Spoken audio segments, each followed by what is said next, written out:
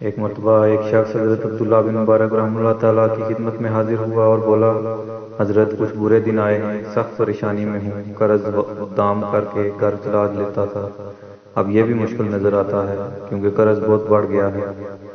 حضرت عبداللہ بن مبارک نے کہا، کوئی بات نہیں، اللہ پر بھروسہ رکھو اور روزگار کی تلاش میں رکھو، فی الحال میرا یہ پرچہ لے جاؤ، میرے معتمد کو دے دینا۔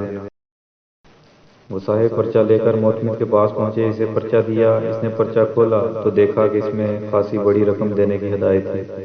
معتمد نے ویسے ہی پوچھا، کیوں جناب، کتنی رقم کی آپ کو ضرورت ہے؟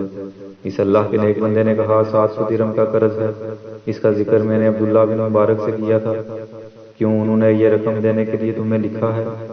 اس نے کہا، ہاں، مگر تم ذرا میرا یہ پرچہ انہیں لے جا کر دینا، رقم تمہیں مل جائے گی۔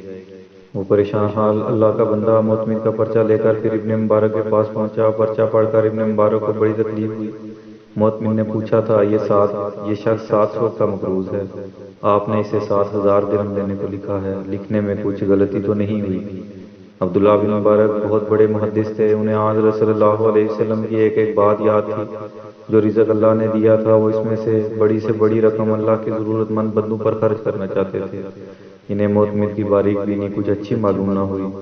جواب میں اسے لکھا کہ میری تحریر پڑھتے ہی اس شخص کو 14000 درہم دے دو، فوراً دے دو کی تاکید ہے۔ اس نے 700 مانگے تھے، میں نے 7000 پیش کیے تھے۔ ظالم، تم نے میری لذت ایمانی کو مول تول کی نظر کر دیا، اسے معلوم ہے کہ 7000 ملیں گے، اس لیے اب اسے 14000 درہم دے دو، یہ رقم اس کے لیے غیر متوقع ہوگی۔ وہ کہتے ہیں، اللہ کے نبی صلی اللہ علیہ وسلم کا فرمان ہے کہ جو شخص بھی کسی مسلمان کو اچانک خوش کر دے گا، یعنی مانگنے والے کی خواہش سے بڑھ کر دے گا، تو اللہ تعالیٰ اسے بخش دے گا، اور جو کچھ اس نے اللہ کی راہ میں دیا ہے اس سے کہیں بڑھ کر لٹا دے گا۔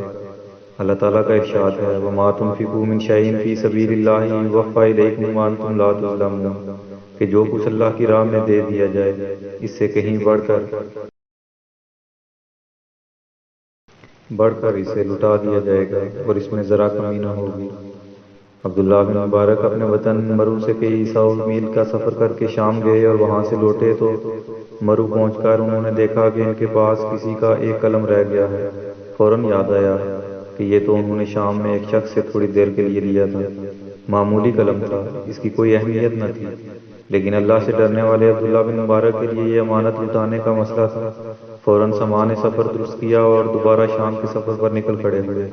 مہینوں راہ چل کر وہاں پہنچے، اس شخص کو ڈھونڈا، وہ مل گیا تو قلم اس کے حوالے کر کے معذرت کی کہ لٹانے میں دیر ہو گئی، غلطی سے یہ ان کے ساتھ مرو چلا گیا تھا۔ اس شخص نے قلم واپس لے لیا تو اللہ کا شکر ادا کیا کہ مولا، تو نے مجھے خیانت سے بچا لیا، حالانکہ وہ قلم صرف 2 دمڑی کا تھا۔